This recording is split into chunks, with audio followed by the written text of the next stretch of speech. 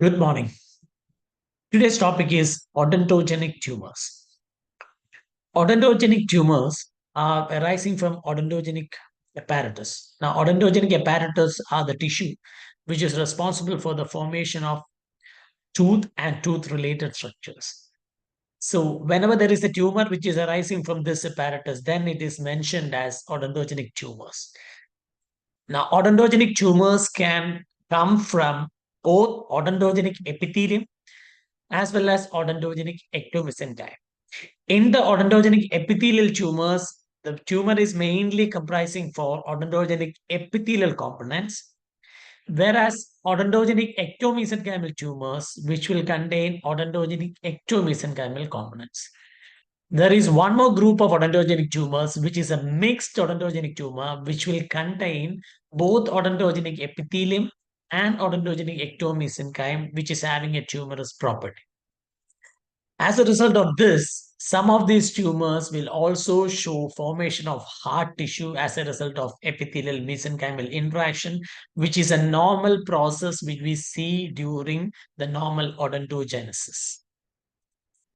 So the odontogenic tumors can be broadly classified as tumors arising from odontogenic epithelium, tumors arising from odontogenic mesenchyme, and mixed tumors. So the tumors arising from odontogenic epithelium, the common examples are amyloblastoma, adenomatoid odontogenic tumor, calcifying epithelial odontogenic tumor, squamous odontogenic tumor, and keratinizing cystic odontogenic tumor. Now it is gone back to odontogenic keratosis. So only the first three is more appropriate. And the tumors arising from odontogenic ectomesenchyme, it is odontogenic myxoma, cementoblastoma, odontogenic fibroma, granular cell odontogenic tumor. The odontogenic tumor arising from both odontogenic epithelium as well as odontogenic ectomesenchyme, which is commonly called as mixed odontogenic tumors, which will contain amyloblastic fibroma, amyloblastic fibroodontoma, amyloblastic fibrodentinoma, odontoamyloblastoma, odontomas, dentinogenic ghost cell tumor, and calcifying cystic odontogenic tumors. These are all what we have mentioned is the benign counterpart of the odontogenic tumor, which is arising from both odontogenic epithelium as well as odontogenic ectomesenchyme. Now we have the same malignant version, which can arise from both epithelium as well as ectomesenchyme. Some of the examples are malignant amyloblastoma, primary intraosseous carcinoma, clear cell odontogenic carcinoma, ghost cell odontogenic carcinoma, amyloblastic fibrosarcoma, amyloblastic fibrodendinosarcoma, amyloblastic fibrodontosarcoma. These are the malignant tumors arising from odontogenic apparatus. Coming to know about more detail about the most common or most aggressive or benign odontogenic tumor is amyloblastoma. Now, amyloblastoma is a tumor which is commonly seen in the posterior part of the jaw, which includes most commonly in posterior mandible, as well as it can be seen in maxilla as well as. But it is not in the maxilla, the amyloblastoma is not as common as what you see in the mandible. The mandible is the most common site, which is seen in the posterior border of the mandible or the angle of the mandible. Now, this is a benign odontogenic tumor, which is having a highly aggressive property, which will lead to a lot of damages to the bone as well as the soft tissue, and also which will lead to more morbidity as a result of the treatment.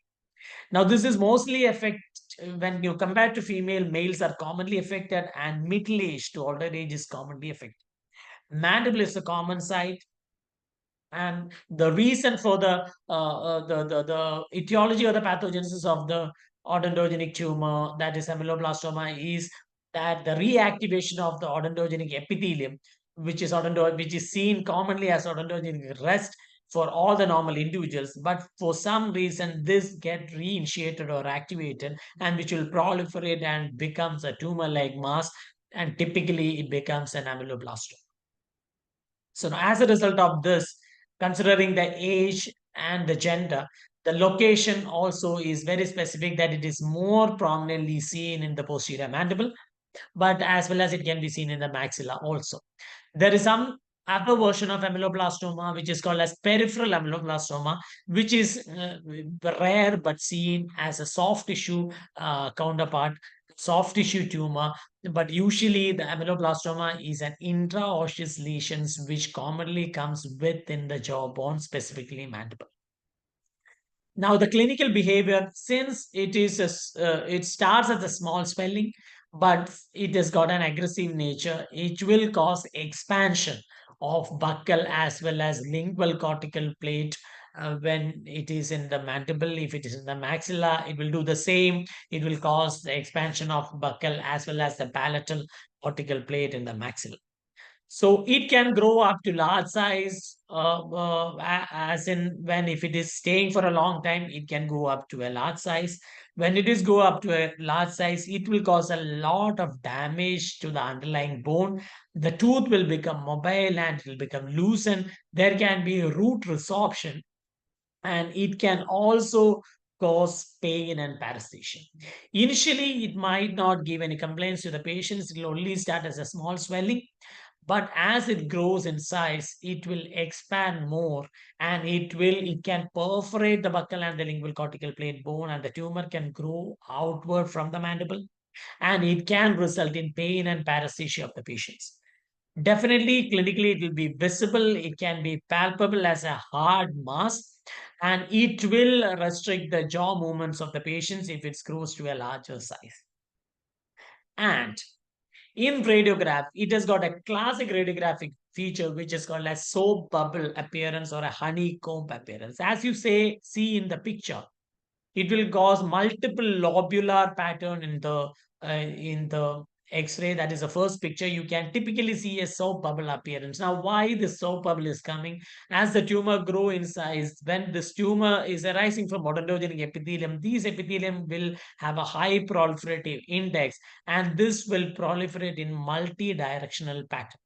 When these tumors grows in multi-directional pattern, wherever the tumor is growing as a mass, it will resorb the bone, and in between these masses there can be a thin septa of bone which is still not resorbed, which when you take a radiograph at that point of time, which will give a soap bubble appearance or honeycomb appearance. On the second radiograph, you can see a very, very prominent buccal and lingual cortical plate expansion. As a result of this expansion, all the associated tooth will start become mobilized, and tooth will get displaced, and tooth will also show resorption.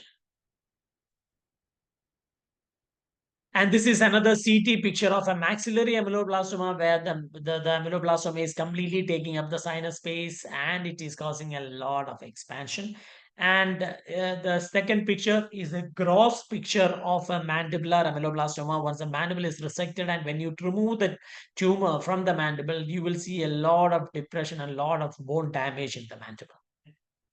Now, when you see the histopathology, there are different histopathological patterns in ameloblastoma. However, the ameloblastoma is a locally aggressive tumor, and if it is coming, the most common treatment which is carried out to the patients is resection of the mandible or the maxilla which is affected, in order to avoid the recurrence or in order to avoid the spread of the lesion. But when you look at the histopathology, you will see multiple patterns like follicular, plexiform, canthomatous, squamous, and unicystic ameloblastoma. Okay, and you also have something called as granular pattern ameloblastoma, which is not very. Now, this is follicular pattern, the ameloblastoma, where you can see the ameloblastic epithelium, the tumorous odontogenic epithelium is arranged in multiple follicles. And in these follicles, if you carefully notice, we can see the periphery of the follicle will be lined by ameloblast-like cells, which also shows sometimes the palisaded nucleus. And the central portion of the tumor shows stellate reticulum-like cells, which is very, very clearly, it is similar to the odontogenic apparatus, what you see in tooth development. In the last picture, you can clearly see the peripheral tall columnar cells. Those are amyloblast-like cells with nuclear palisading and the change in polarization. And you are seeing the central stellate reticulum-like cells. This is the common follicular, the classic follicular pattern of amyloblastoma. That is the plexiform type of amyloblastoma. If you carefully see, the plexiform type of amyloblastoma will show thin, long, elongated strands of odontogenic epithelium that will be like not like a typical follicle. It will be elongated and long, and when you see this long elongated epithelium will come closer, and it will leave like a bilayered epithelium like appearance. Sometimes it will show, but still you will see long elongated epithelium will have stellate reticulum like cells in the center. So that is a plexiform type of amyloblastoma. Acanthomatous is a squamoid differentiation of amyloblastoma. It's more like a follicle type, but within the follicle, the stellate reticulum will show squamous metaplasia. That means some of the cells will show burling, and it will typically show some keratin pearl-like formation or squamous cell differentiation will be seen in this tissue, and this is typically called as acanthomatous amyloblastoma. But you will still see the follicular pattern here, and you will see the peripheral palisaded amyloblast-like cells. Most of the time, this acanthomatous areas are seen within the stellate reticulum-like cells. So now that is an acanthomatous type of amyloblastoma, which is not very common when you compare to your squamous, your follicular, and the plexiform type of amyloblastoma. Now, the next one is basal cell pattern with yet another rare type of amyloblastoma. This is typically little more hypochromatic, even though the odontogenic epithelium are hypochromatic. This will show more hypochromatic, bluish in color. Small islands, it will be seen, small islands of odontogenic epithelial cells, which will typically show a basal cell carcinoma-like appearance. In basal cell carcinoma also, you will see epidermoid cells, which is arranged in small clusters and nest. So since it is showing a basal cell carcinoma-like appearance, it is called as a basal cell pattern or the amyloblastoma basal cell type of amyloblastoma. This will also be seen as a follicle type, which will be multiple follicles or small discrete islands. Stellate reticulum, sometimes it may be present, and sometimes even squamous differentiation or the keratinization also will be seen. And the granular cell amyloblastoma is another type. This will also show some areas of follicular and plexiform type of amyloblastoma, but more prominently, this stellate reticulum-like cells will show lot of granularity, where the cells will show lot of granularity in the cytoplasm specifically of the stellate reticulum-like cells. So that is being mentioned as granular cell amyloblastoma.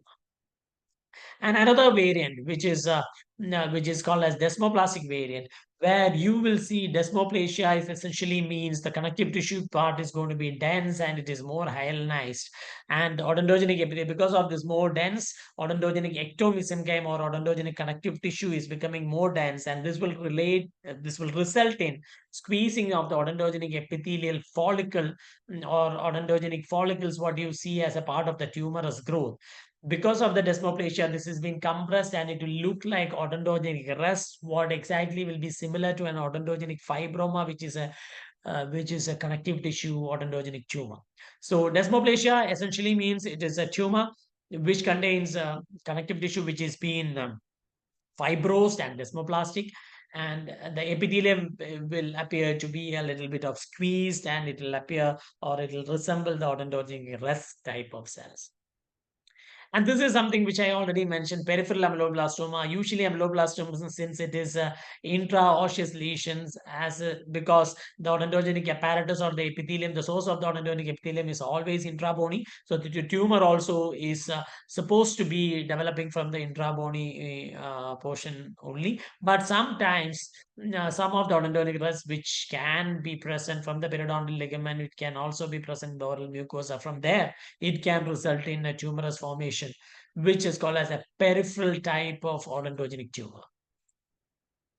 And another variant, which is a relatively less aggressive type of the amyloblastoma, which is called as a unicystic amyloblastoma. This is most commonly associated with an impacted tooth. However, All the other type of tumors are called as solid multicystic type of ameloblastoma that can also be associated with impacted tooth. But unicystic is almost always associated with impacted tooth. Associated with an impacted tooth, you can also develop a cyst which will show some ameloblast-like changes. Like you typically see the cystic lining will have an ameloblast-like cells or peripheral palisaded cells, and into the lumen you will see stellate reticulum-like cells. Now, histopathology, if you see, radiographically, if you see, it can also cause a lot of bone damage. It can make the associated tissue non-vital. It can cause a clinical expansion.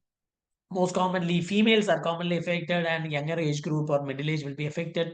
Posterior mandible is a common site for odontogenic. This again, the etiology of the lesions is the presence of odontogenic rest, which is getting developed or initiated and proliferated in formation of the cyst.